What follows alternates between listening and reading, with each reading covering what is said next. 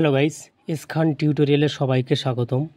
তো আজকের যে বিষয়টি নিয়ে আলোচনা করব সেটি হলো ক্লাস 7-এর বাংলা বইয়ে মেঘচোর সুনীল গঙ্গোপাধ্যায়। তো এর আগের যে চ্যাপ্টারগুলো রয়েছে সেগুলো ভিডিওতে দিয়ে দিয়েছি, এবং আজকের এই চ্যাপ্টার মেঘচোর সুনীল গঙ্গোপাধ্যায় এর যে অনুশীলন ছোট বড় যে প্রশ্নগুলো রয়েছে সেগুলো আজকের এই ভিডিওতে সলভ করব। এবং চ্যানেলে যদি নতুন হও তো চ্যানেলটি সাবস্ক্রাইব করবেন এবং পাশে থাকা বেল আইকনটি বাজিয়ে দেবেন। তো এই অধ্যায়ে প্রথম একের দাগে রয়েছে সন্ধি করো। প্রথমে রয়েছে বৃষ যুক্ত তি, এটি হবে বৃষ্টি।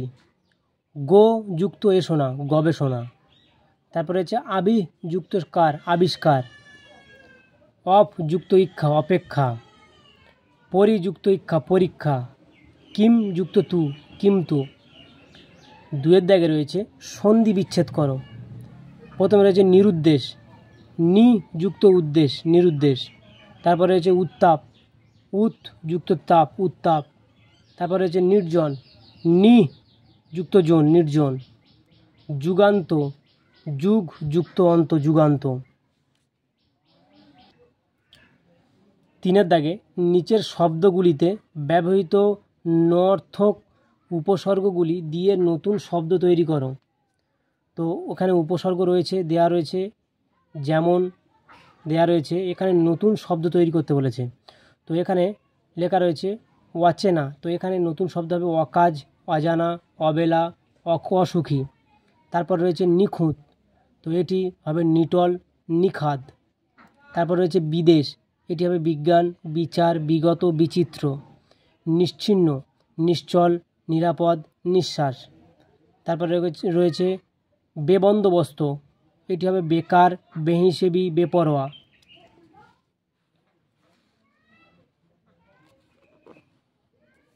তারপর চারের দাগে রয়েছে নর্থক উপসর্গ ছাড়া অন্যান্য উপসর্গের ব্যবহারে তৈরি শব্দও এই গল্পে কম নেই।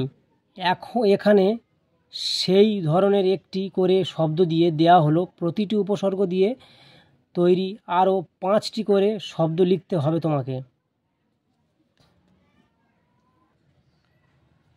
তো এখানে রয়েছে প্রথমে প্রশংসা, তো এটি হবে প্রথমে প্রগতি, প্রয়োগ, প্রকার, প্রতিভা, প্রতীক্ষা, 5টি করে।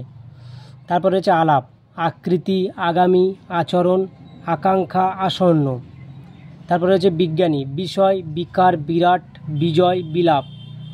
তারপর রয়েছে প্রাগৈতিহাসিক, এটি হবে প্রাক্কাল, প্রাককথন, প্রাগুক্ত, ধুনিক, প্রাগাধুনিক। তারপর রয়েছে প্রাক পৌরাণিক। তারপর রয়েছে অধিকার, এটি হবে অধিনায়ক, অধিপতি, অধিবাসী, অধিগত, অধিমূল্য। 5এর দাগে আগামী অসীমা বলল, না তাই নয়। এক বিশাল মেঘ নিয়ে আকাশে আকাশে ফেরিওয়ালার মতন ঘুরছেন, আর আমি তো মেঘের ব্যবসাদার নয়।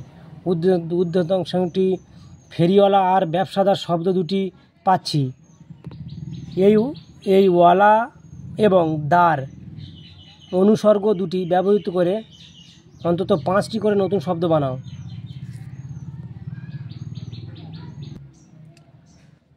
তো এখানে ওয়ালা, এটি প্রথমটি হবে ফলওয়ালা, পাহারাওয়ালা, ফুচকাওয়ালা, বাড়িওয়ালা, পানওয়ালা। দার, ইজারদার, ইজারাদার, তালুকদার, জমিদার, ডিহিদার, তহসিলদার। 6এর দাগে যেটি রয়েছে সেটি হলো এই গল্পটিতে অজস্র শব্দদ্বৈত ব্যবহৃত হয়েছে, কোনটি কোন অর্থে ব্যবহৃত হয়েছে বুঝে নিয়ে অথবা গঠনগত বৈশিষ্ট্য অনুযায়ী নিচের খোপগুলিতে শব্দবাক্স থেকে শব্দ দিয়ে সঠিক স্থানে বসাও। একটি করে উদাহরণ দিয়ে দেওয়া হলো। তো এখানে যে নতুন শব্দদ্বৈত তৈরি করতে বলেছে, তো এখানে উড়িয়ে উড়িয়ে প্রথমটি। তারপর রয়েছে এটি নতুন শব্দদ্বৈত হবে কোথাও কোথাও, সত্যি সত্যি, নিজে নিজে, পরে পরে, মাঝে মাঝে। তারপরে মেঘ মেঘ হবে মুচকি মুচকি, একটু একটু, কিছু কিছু। তারপর রয়েছে হই হই, বোমা টোমা, জানলা টানলা, চেঁচামেচি, ঠিকঠাক। আত্মীয় স্বজন, জীবজন্তু, জল্পনা কল্পনা, গাছপালা, খোঁড়াখুঁড়ি, খোঁজাখুঁজি, খাল বিল। তারপর রয়েছে যোগ বিয়োগ। যোগ বিয়োগ কমে বাড়ে, এদিক ওদিক। তারপর রয়েছে হা হা, হবে হই হই, হইচই, ঝকঝক, টলটলে। পরে সাতের দাগে যেটি রয়েছে জব্দ, নিরুদ্দেশ। সমার্থক শব্দ লেখো। জব্দ, নিরুদ্দেশ, কারবার, লুপ্ত, নিখুঁত, কৃত্রিম, ধ্বংস, শ্রদ্ধা, অনুগ্রহ, স্থির। তো এটি সমার্থক শব্দ লিখতে বলেছে। তো সমার্থক শব্দ প্রথমে রয়েছে জব্দ, এটি হবে নাকাল, লাঞ্ছিত, দমিত, কাবু। তারপর নিরুদ্দেশ, নিখোঁজ, উদ্দেশ্যহীন, বেপাত্তা। তারপর রয়েছে কারবার, ব্যবসা, পেশা, কাজকর্ম। তারপর রয়েছে লুপ্ত, বিলীন, অদৃশ্য, আচ্ছন্ন, বিনষ্ট। তারপর রয়েছে নিখুঁত, ত্রুটিহীন, দোষহীন, নিটল। তারপর রয়েছে কৃত্রিম, নকল, জাল, মেকি। তারপর রয়েছে ধ্বংস, বিনাশ, সংহার, বিলোপ, ক্ষয়। তারপর রয়েছে শ্রদ্ধা, সম্মান, ভক্তি, নিষ্ঠা, বিশ্বাস, কবিরাজিতে তার শ্রদ্ধা নেই। অনুগ্রহ, দয়া, কৃপা, আনুকূল্য। স্থির, অচঞ্চল, নিশ্চল, স্থায়ী, দৃঢ়, ঠিক। আটের দাগে নিচের শব্দগুলি দুটি করে পৃথক অর্থ জানিয়ে প্রত্যেকটির জন্য আলাদা আলাদা বাক্য লেখো। রয়েছে কাণ্ড, বল, যোগ, আলাপ, ব্যাপার, অঙ্ক, পর, ধার, চেয়ে, জোন। প্রথমে রয়েছে কাণ্ড, এটি পৃথক অর্থ হবে গুঁড়ি। একটা গাছের কাণ্ডটি খুব মোটা। তারপরে রয়েছে বল, হবে সাহস, গুঁড়ি। তারপরে রয়েছে অধ্যায়, রামায়ণের 7টি কাণ্ড। বল, সাহস, তিনি আমার বল ভরসা। ক্ষমতা, রোগাক্রান্ত শরীরে তার কোনো বল নেই। যোগ, মারফত, সম্বন্ধ, মারফত, ডাকযোগে তোমার চিঠি এলো। সম্বন্ধ, তার সঙ্গে আমার আত্মার যোগ রয়েছে। আলাপ, কথাবার্তা, আলাপ আলোচনার মাধ্যমে সিদ্ধান্ত নেওয়া সম্ভব। আরেকটি রয়েছে মার্গ সংহিতের সুর বিস্তার, ওস্তাদ গাইয়ে নিখুঁত আলাপে খেয়াল পরিবেশন করলেন। ব্যাপার, একটি হবে ঘটনা, সেই ভীষণ ব্যাপারে কোনো কিনারা হলো না। ব্যবসা, বিশ্ব ব্যাপার বাণিজ্যে মন্দা চলছে। তারপর রয়েছে অঙ্ক, নাটকের অধ্যায় আর গণনা। নাটকটি শেষ অঙ্ক জমে উঠল। গণনা, সে অঙ্ক কষে সঠিক হিসাবটি জানালো।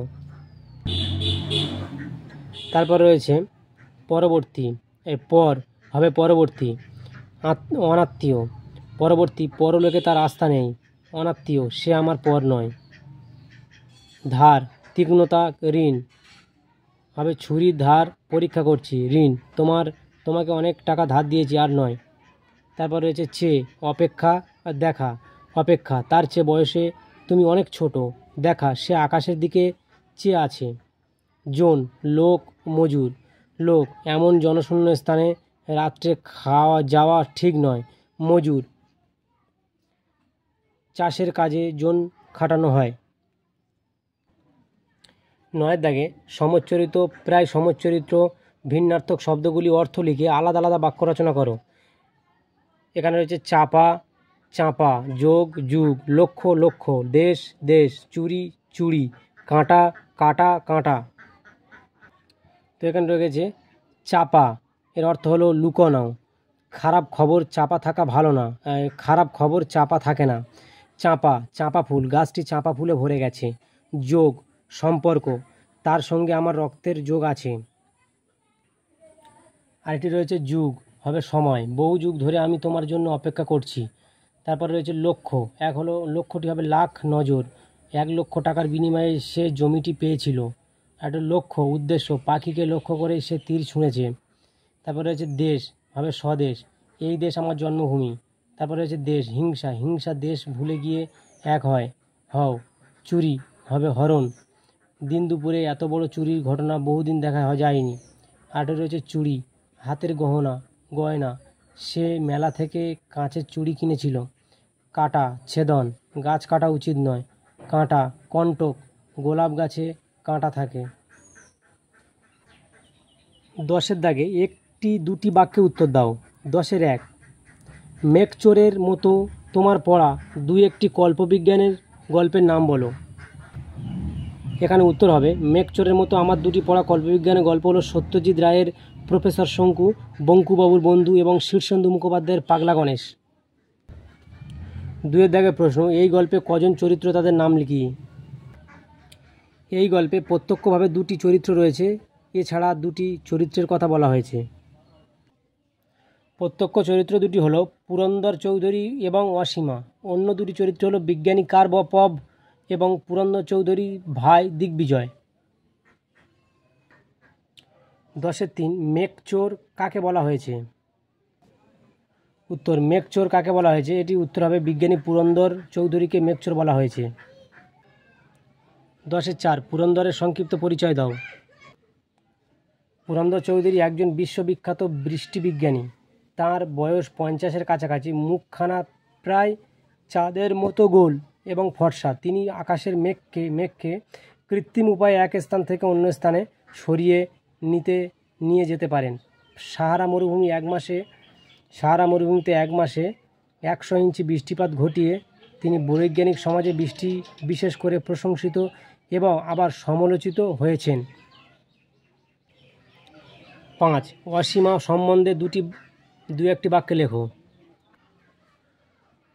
উত্তর, 27 বছর বয়সী অসীমা আমেরিকার হার্ভার্ড বিশ্ববিদ্যালয়ে ইতিহাস নিয়ে গবেষণা করেন।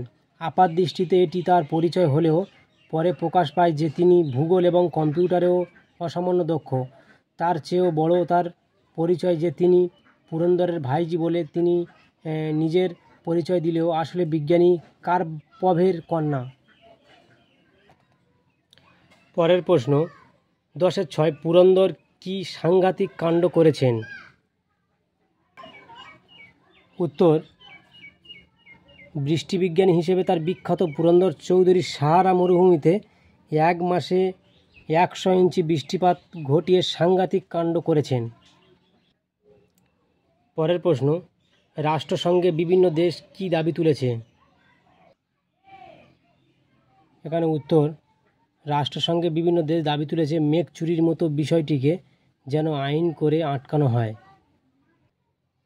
পরের প্রশ্ন, হার্ভার্ড বিশ্ববিদ্যালয় কোথায়? উত্তর, হার্ভার্ড বিশ্ববিদ্যালয় আমেরিকার ম্যাসাচুসেটস-এ অবস্থিত। পরের প্রশ্ন, পুরন্দরের মুখটা হাঁ হয়ে গেল কেন? উত্তর, অসামান্য বুদ্ধিমতী অসীমা বারংবার অনুরোধেও কাজ না হওয়া অসীমা রকেটটিকে নিয়ে চলে যান বায়ুশূন্য স্তরে, যেখানে জলীয় স্পর্শ না পেয়ে পুরন্দরের সংকর ধাতুর বলটি অকেজ হয়ে যায়। তিনি আর মেঘ উৎপাদন করতে পারে না। পৃথিবীকে ভারসাম্যহীনতার হাত থেকে বাঁচানোর জন্য অসীমাও এ কাজ করেন। অসীমা এই প্রখর বুদ্ধির পরিচয় পেয়ে পুরন্দরের মুখ হাঁ হয়ে যায়। 10-10 জ্ঞান ফিরে পুরন্দর অবাক হয়েছিলেন কেন? উত্তর, হার্ভার্ড বিশ্ববিদ্যালয়ের আলোচনা সভায় বিজ্ঞানী কার্পভ পুরন্দরকে মেঘচোর বলায় সেই অপমানে তিনি উত্তেজিত হয়ে অজ্ঞান হয়ে যান। জ্ঞান ফিরে তিনি যখন দেখলেন বছর 27-এর একটি সুন্দরী মেয়ে তাঁর শুশ্রূষা করেছেন, তখন তিনি অবাক হয়ে গিয়েছিলেন, কারণ বিদেশের তার নিজের বলতে সেই সময় কেউ ছিল না। পরের প্রশ্ন, দিগ্বিজয় কে ছিলেন? উত্তর, দিগ্বিজয় ছিলেন পুরন্দর চৌধুরীর ভাই। 25 বছর আগে তিনি নিরুদ্দেশ হয়ে গিয়েছিলেন। পরের প্রশ্ন, 10-12 গল্পের ঘটনা যখন ঘটেছে তখন চরিত্রগুলি কোথায় ছিল? উত্তর, গল্পের ঘটনা যখন ঘটেছে তখন চরিত্রগুলো রকেটের ভিতর ছিল, আর রকেটটি ছিল আলাস্কার আকাশে। পরের প্রশ্ন, ইগলুর পরিবর্তে সেখানে তখন কি দেখা যাচ্ছিল? ইগলুর পরিবর্তে সেখানে তখন দেখা যাচ্ছিল সেখানে বড় বড় এয়ার কন্ডিশন বাড়ি দেখা যাচ্ছিল। 14 দাগে কেন বলা হয়েছে অসীমা ভূগোল ও বেশ ভালো জানে?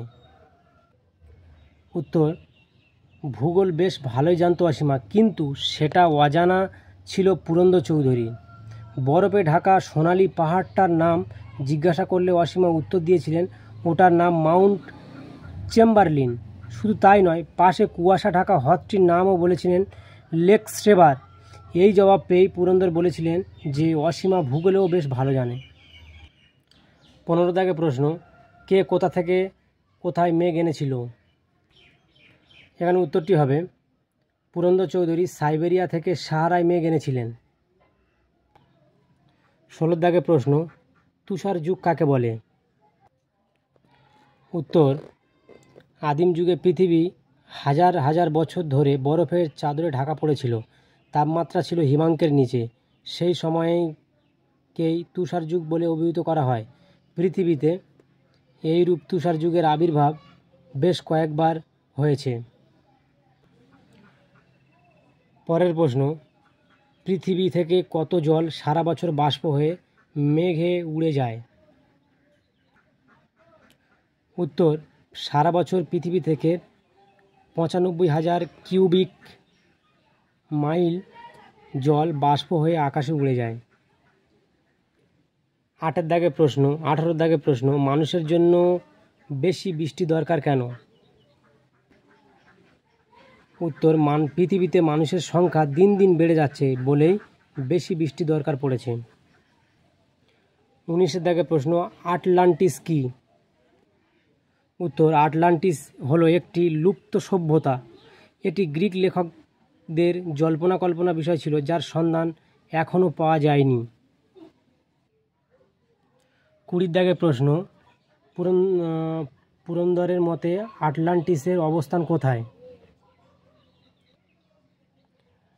পুরন্দরের মতে আটলান্টিসের অবস্থান মাউন্ট চেম্বারলিন পর্বতের বরফ গোলা জল দিয়েই সে সেভার লেক সৃষ্টি হয়েছিল। সেই সেভার লেক এর তলাতেই চাপা পড়ে আছে আটলান্টিস। পরের প্রশ্ন, সাইবেরিয়া কোথায়? উত্তর, সাইবেরিয়া রাশিয়ার অবস্থিত একটি ইউরোপীয় ও এশীয় অঞ্চল জুড়ে প্রায় 5 মিলিয়ন স্কোয়ার মাইল ব্যাপী এই অঞ্চল।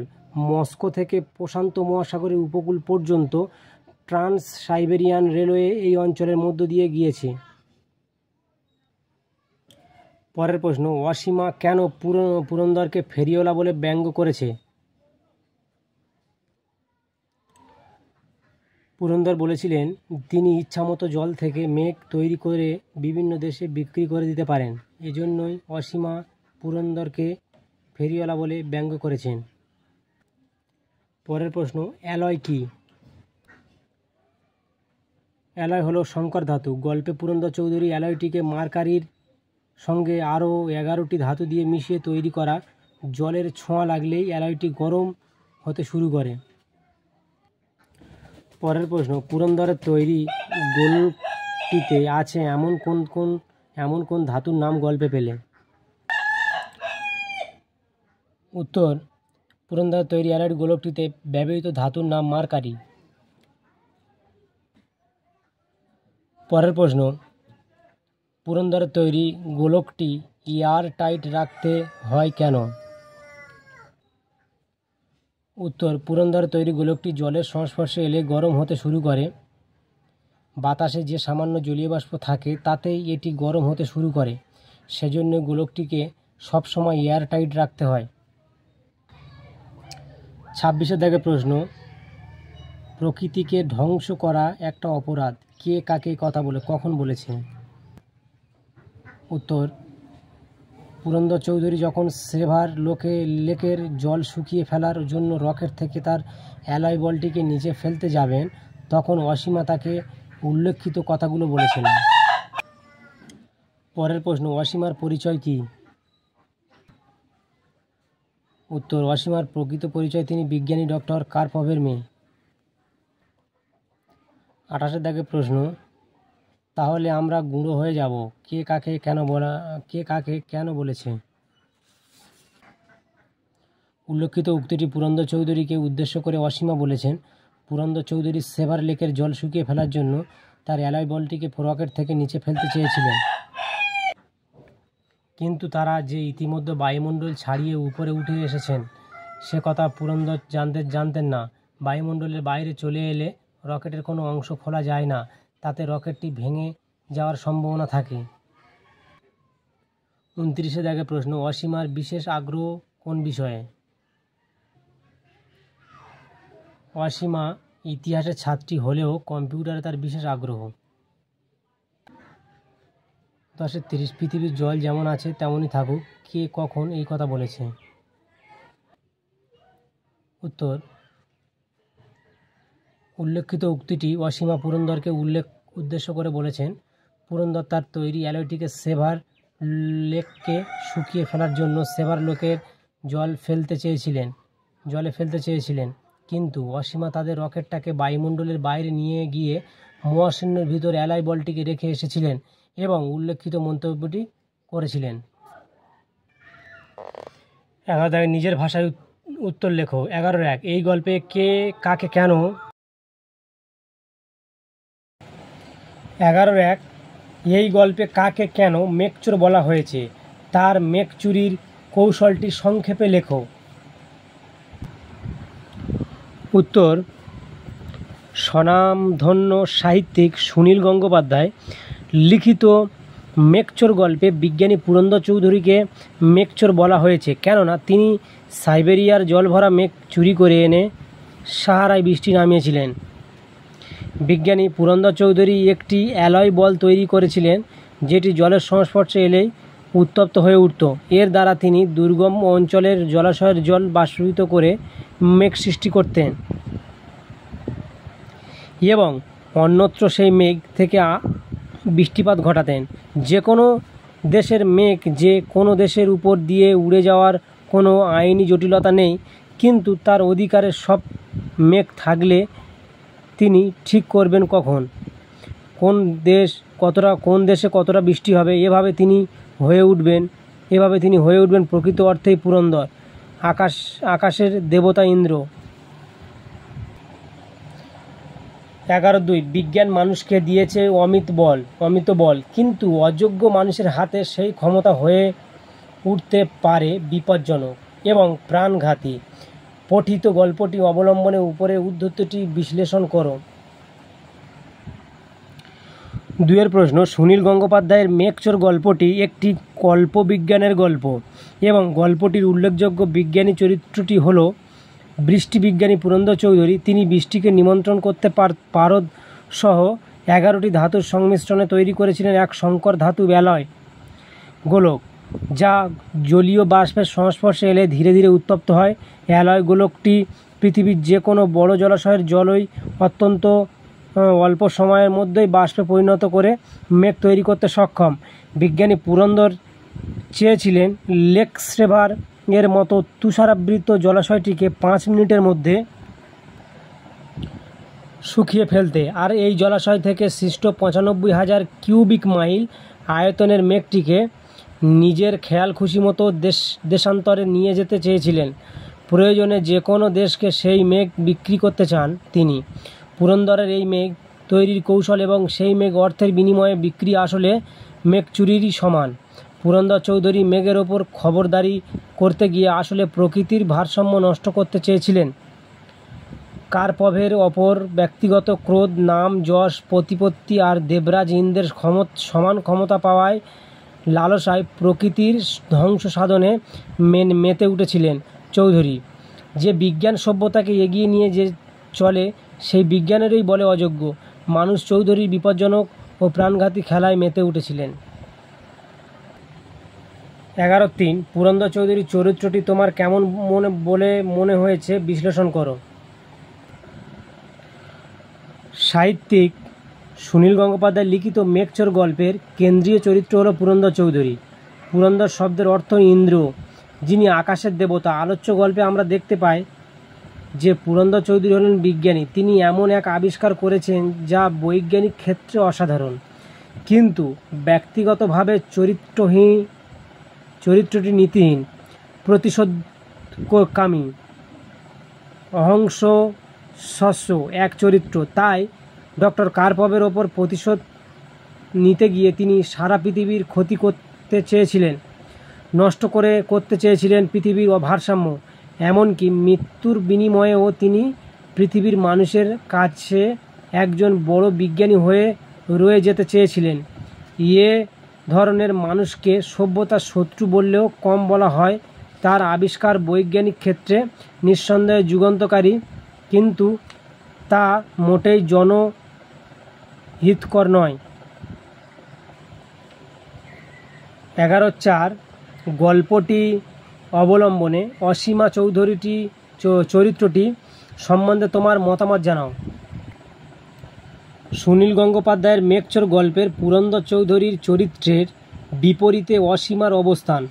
গল্পের প্রথমেই আমরা তার পরিচয় পাই ইতিহাসের ছাত্রী হিসেবে, কিন্তু শুধু ইতিহাস নয়, কম্পিউটার ও ভূগোলে তিনি বিশেষ পারদর্শী। তাই তিনি অতি সহজে আবহাওয়া বিজ্ঞানী পুরন্দর চৌধুরীর সঙ্গে পাল্লা দিতে পারেন। সুন্দর চেহারার মেয়ে অসীমা প্রথমে তিনি বিজ্ঞানী পুরন্দরের কাছে পরিচয় দেন তার ভাইঝি হিসেবে। বিদেশে নিজের ভাইঝিকে পেয়ে খুশি হন পুরন্দর চৌধুরী, কিন্তু শেষ পর্যন্ত জানা যায় যে অসীমা আসলে বিজ্ঞানী ডক্টর কার্পভের কন্যা। তার মধ্যে আমরা দেখতে পাই পৃথিবীর প্রতি এক সহানুভূতিশীল দৃষ্টিভঙ্গি। তাই পুরন্দর যখন আলাস্কার লেক শুকিয়ে তৈরি করা মেঘ সাইবেরিয়ার পাঠাতে চান, তখন কোমল হৃদয়ের অসীমা রিভলভার বের করতে দ্বিধাবোধ করেন না, কেননা স্বার্থ মিশ্রিত বৈজ্ঞানিক আবিষ্কার চাইতে প্রকৃতির ভারসাম্য তার কাছে অনেক বেশি গুরুত্বপূর্ণ। তাই শেষ পর্যন্ত মহাশূন্যের অনেক উপরে রকেট নিয়ে গিয়ে সম্পূর্ণ বায়ুশূন্য স্তরে নিক্ষেপ করেন। পুরন্দরের অ্যালয় বলটি এবং পৃথিবীকে মেঘচোরের হাত থেকে রক্ষা করেন। পৃথিবীর জল যেখানে যেমন ছিল তেমনই থেকে যায়। 5 দাগে প্রশ্ন, এই গল্পে পুরন্দর এবং অসীমা আসলে দুটি পৃথক এবং পরস্পর বিরোধী বিজ্ঞান চেতনার প্রতিনিধিত্ব করেছেন। কে কোন ধারণার প্রতিনিধিত্ব করেছেন জানিয়ে তুমি এদের মধ্যে কাকে কেন সমর্থন করো বিশদে জানাও। সাহিত্যিক সুনীল গঙ্গোপাধ্যায়ের মেঘচোর গল্পের দুটি কেন্দ্রীয় চরিত্র পুরন্দর ও অসীমা দুজনেই বিজ্ঞান চেতনা সমৃদ্ধ, কিন্তু তাদের সেই চেতনা দুটি বিপরীত দিকে চালিত হয়েছে। একটি মানবহিতৈষী, অন্যটি মানব বিদ্বেষী। পুরন্দর চৌধুরী বিজ্ঞানী হলেও তার চরিত্রের মাঝে স্বার্থপরতা, আত্মকেন্দ্রিকতা জড়িয়ে আছে। আপন যশ, খ্যাতি, প্রতিপত্তি ও অর্থ লাভের জন্য তিনি গোটা দুনিয়ার ক্ষতি করতে পিছপা হন না, এবং এ কাজে বিজ্ঞানেরই তার হাতিয়ার। অন্যদিকে অসীমা ইতিহাসের গবেষক হলেও বিজ্ঞানের চেতনা সমৃদ্ধ এবং তার ভাবনায় আছে গোটা পৃথিবীর মানুষের কল্যাণ ও প্রকৃতির ভারসাম্য। তাই স্বাভাবিকভাবেই অসীমার বিজ্ঞান চেতনা মানব হিতৈষী। 27 বছরে অসীমা তাই নির্দ্বিধায় চ্যালেঞ্জ জানায় বছর 50-এর পুরন্দরকে। দুটি পরস্পর বিরোধী বিজ্ঞান চেতনার দ্বন্দ্ব সারা গল্পটিতে ছড়িয়ে রয়েছে। লোভী, স্বার্থপর, প্রতিশোধপরায়ণ পুরন্দরকে তাই চরম মুহূর্তে অসীমা তার আসল পরিচয় দিয়েছেন, এমনকি সারা পৃথিবীর মঙ্গলের চ্যালেঞ্জ জানায় বছর 50-এর পুরন্দরকে। দুটি পরস্পর বিরোধী বিজ্ঞান চেতনার দ্বন্দ্ব সারা গল্পটিতে ছড়িয়ে রয়েছে। লোভী, স্বার্থপর, প্রতিশোধপরায়ণ পুরন্দরকে তাই চরম মুহূর্তে অসীমা তার আসল পরিচয় দিয়েছেন, এমনকি সারা পৃথিবীর মঙ্গলের জন্য রিভলভারও তুলেছেন তার দিকে। শেষ পর্যন্ত মানব বিদ্বেষী বিজ্ঞান চেতনা পরাজিত হয়েছে মানব হিতৈষী চেতনার কাছে, এটাই কাম্য।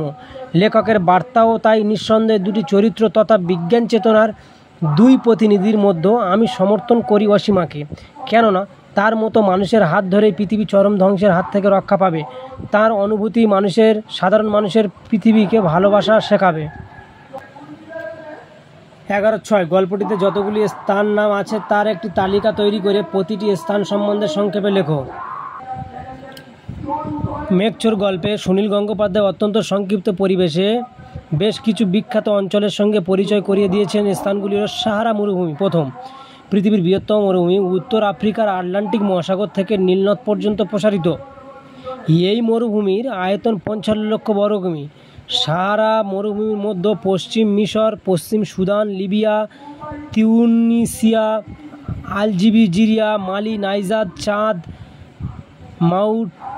মাউরিটানিয়া এবং উত্তর আফ্রিকার বিস্তীর্ণ অঞ্চল জুড়ে পড়ে। অঞ্চলটি তেল ও প্রাকৃতিক গ্যাসে সমৃদ্ধ। 2 রয়েছে আমেরিকা। উত্তর মেরু থেকে দক্ষিণ মেরু পর্যন্ত বিস্তৃত এটি একটি মহাদেশ। যদি এটি 2টি ভাগে বিভক্ত, যার মোট আয়তন 4 কোটি 20 লক্ষ বর্গ কিমি, 1 কোটি 60 লক্ষ বর্গমাইল, লোক সংখ্যা 50 কোটি। আর 1492 খ্রিস্টাব্দে কলম্বাস ইউরোপ থেকে আমেরিকা আসার জলপথ আবিষ্কার করেন। এর উল্লেখযোগ্য দেশ হলো কানাডা, মার্কিন যুক্তরাষ্ট্র, মেক্সিকো, আর্জেন্টিনা, ব্রাজিল, চিলি প্রভৃতি। প্রচুর প্রাকৃতিক গ্যাস, তেল ও সোনার উপরে সমৃদ্ধ এই মহাদেশটি পৃথিবীর একটি বৃহৎ শক্তিশালী অঞ্চল। গল্পে যে আমেরিকার কথা বলা হয়েছে তা হলো মার্কিন যুক্তরাষ্ট্র, যা বর্তমানে পৃথিবীর সর্বাপেক্ষা শক্তিশালী দেশ। তারপরে রয়েছে বোস্টন, মার্কিন যুক্তরাষ্ট্রের ম্যাসাচুসেটস অঙ্গরাজ্যের রাজধানী ও প্রধান শিল্প বাণিজ্য কেন্দ্র। মেট্রোপলিটন অঞ্চল সহ লোকসংখ্যা প্রায় 42 লক্ষ। ব্যাংকিং, শিল্প, হেলথ সার্ভিসের আদর্শ কেন্দ্র। তারপর রয়েছে আলাস্কা, আমেরিকার উত্তর পশ্চিম কোণে অবস্থিত অন্যতম অঙ্গরাজ্য। আয়তন 15,30,700 লক্ষ বর্গ কিমি, লোক সংখ্যা। তো গাইস, ভিডিওটি এখানে শেষ করলাম। ভিডিওটি ভালো লাগলে কমেন্ট, শেয়ার এবং লাইক করো। আর চ্যানেলে নতুন হলে চ্যানেলটি সাবস্ক্রাইব করো। Thank you.